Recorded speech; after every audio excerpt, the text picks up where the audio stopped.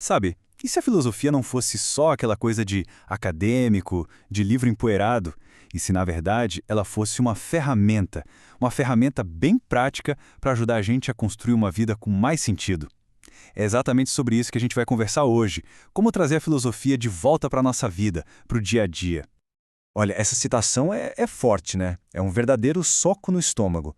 A gente vê aqui intelectuais discutindo um problema super complexo, falando de um lugar assim, como se fossem grandes pensadores, sabe?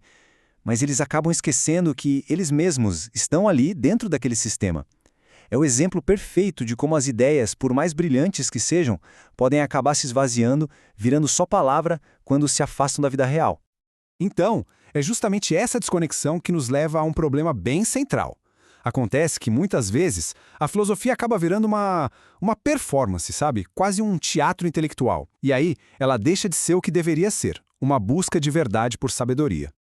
Imagina só a cena. Tem lá o pensador, no palco, debatendo ideias super complexas, todo mundo aplaudindo. Mas aí, as luzes se apagam, o evento acaba e a vida daquela pessoa continua exatamente a mesma, sabe? Intocada por todas aquelas grandes verdades. Isso, no fundo, não é a filosofia. É quase o contrário, é uma espécie de antifilosofia, onde as ideias são só um acessório, um enfeite. E aqui a gente vê bem essa diferença, esse abismo entre duas formas de encarar a filosofia. De um lado, tem a filosofia acadêmica, que muitas vezes vira uma carreira. O objetivo, um diploma. O método, analisar textos, muitos textos, abstratos. O foco é externo, é uma performance. Agora, do outro lado, tem a filosofia como um modo de vida. Aqui o objetivo é outro, é sabedoria.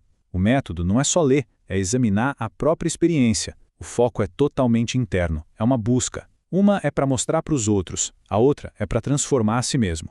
Certo, mas e qual é a consequência disso, dessa filosofia que é só performance? Bom, o resultado é um certo vazio.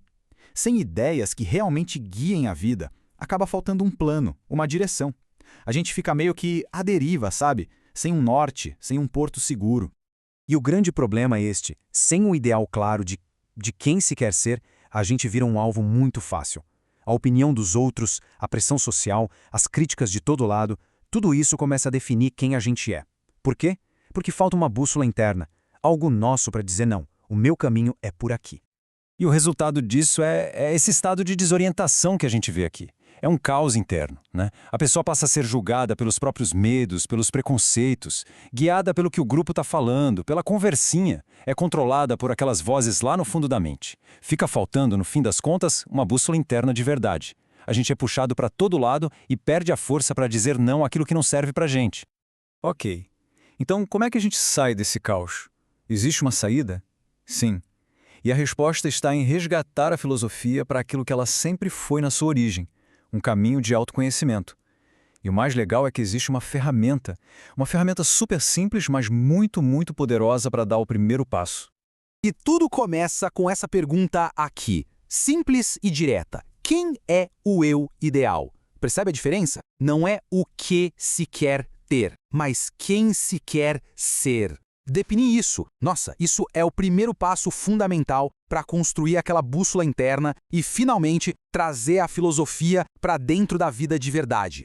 E a ferramenta é esse exercício. Pode parecer meio mórbido à primeira vista, eu sei, exercício do obituário ideal, mas ele é incrivelmente revelador. A ideia é a seguinte. Primeiro, a pessoa imagina que viveu a melhor vida possível, que atingiu seu potencial máximo. Segundo, imagina que já partiu e que um amigo muito próximo está escrevendo sobre essa vida. Terceiro, a pessoa escreve, da perspectiva desse amigo, quem ela se tornou, o que ela realizou. E, por fim, reflete. Porque essa narrativa, essa é a imagem de quem a gente realmente deseja ser. Força a gente a pensar no que de fato importa. Não é sobre conquistas materiais, é sobre caráter. É como esculpir, em palavras, o nosso ideal. E aí que está a grande sacada. Esse ideal que a gente descreve nesse exercício, ele não é uma fantasia boba. Ele se torna uma referência interna. Vira o único juiz realmente qualificado dentro da gente. É aquela voz que sabe o que é certo para a nossa jornada. É a bússola moral em que se pode confiar de verdade.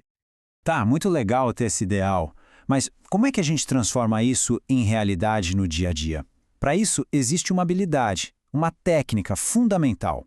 É ela que conecta essa visão com a ação. É o que faz a filosofia ser algo vivo. É o que a gente pode chamar de técnica filosófica. Pensa nela como uma ponte. De um lado da ponte, a gente tem os conceitos gerais, as grandes ideias, tipo coragem, justiça, honestidade. E do outro lado, a gente tem a vida real, as situações do dia a dia. A técnica filosófica é justamente a habilidade de atravessar essa ponte, de pegar a ideia de coragem, por exemplo, e aplicar de verdade na hora de tomar uma decisão difícil no trabalho. É conectar teoria e prática. E essa metáfora aqui é perfeita. Ela diz que a nossa própria personalidade é como um espelho meio sujo, meio opaco. E o que suja esse espelho? Nossos medos, nossos preconceitos, o auto-engano. O trabalho da filosofia, então, é exatamente este: limpar esse espelho.